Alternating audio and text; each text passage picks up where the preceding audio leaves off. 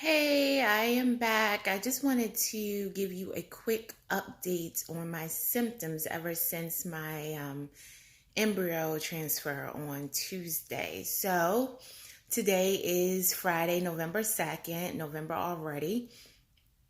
And it's been a few days since the transfer. As I said, the transfer was just this past Tuesday. Too early to do any type of pregnancy test. And I said I wasn't going to test early anyway. So I'm really trying to stick to that. Um, but I just wanted to go over some of the symptoms. Now, I'm not a believer that the symptoms actually mean anything at this point because the symptoms could be symptoms from the progesterone. And I've read a lot of different things online, and there's a lot of information out there, a lot of conflicting information. Some saying that you can have early pregnancy symptoms at this point, others saying that you can have all the pregnancy symptoms and still not be pregnant. So I'm not trying to read into anything. And I haven't had a ton of symptoms, but I just wanted to kind of give an update of how I've been feeling.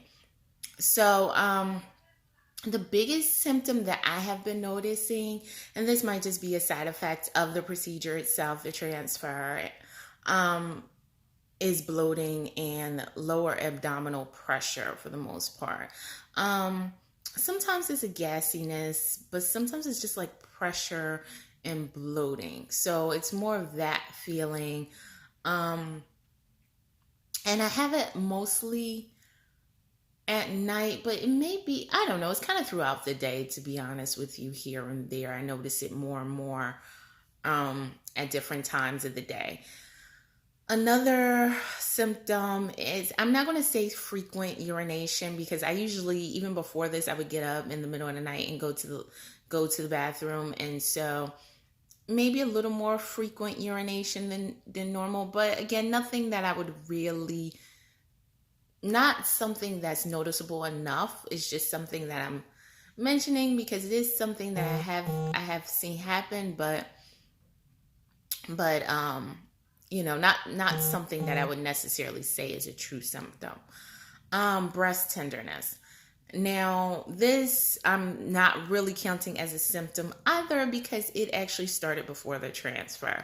It could have been a side effect of the HCG. It could have been a side effect um, of all the medications. I don't know. It started probably a little after the trigger shot or somewhere around the trigger shot. So, I mean, yeah, it's continued, but I don't necessarily see that as a true side effect at this point, especially given that I am also doing this daily progesterone shot, which hurts. I think I've mentioned that before. That I hate this shot. Um, and the final symptom that I've noticed, and this one's kind of the I guess kind of the weirdest one for me has been nosebleeds. And when I say nosebleeds, I don't mean true nosebleeds where where like my nose has been bleeding or anything, like just pouring out, but more so when I blow my nose. So to the extent that you feel what when you feel you need to blow your nose, and when I blow my nose, there would be blood. So I haven't had like a running down, dripping, full fledged faucet nosebleed. No, but it's funny because I Googled to see whether this was an actual side effect, and apparently it's not necessarily a side effect of pregnancy, although it could be, but it is a side effect of the progesterone. So, the progesterone apparently makes the blood vessels, especially in the nose, I think more sensitive or something like that, so that I think they rupture more easily. Again, you have to fact check that. I'm definitely not a doctor, so, but I Googled it and I noticed that other women have experienced that and all wanted to know whether that was an early symptom. But I think it could be a side effect of the progesterone, if nothing else. So those have really been my symptoms thus far. Um, it's still very early, very, very early. So I'm not expecting to notice anything either way, and it's hard to tell what could be what because until you actually get a confirmed positive or negative test, you can read into anything to make it be whatever you want it to be. Um, I'm just, trying to think positive. It's hard though because I've been very stressed out lately. Just given the type of job that I have and being in the New York City environment, it requires a lot. So I know I need to prioritize and overall whether stress affects the implantation, which uh, I've read that it doesn't, but whether it does or doesn't, the overall fact is stress is not healthy. So whether it affects implantation or not, it's just not healthy. So it is something that I'm always trying to work on. Um, and especially if there was to be a pregnancy and any children, I need to try to reduce my outside stress. Um, but it's hard. It's easier said than done. It's just, I don't know if you've ever been to New York City or familiar, but it has a life of its own, and it's just it can kind of bring things out of you, for lack of a better explanation. So yeah, so those are really the things that I've noticed. I've been trying to keep it easy. I haven't exercised since day one of my stimulation shots.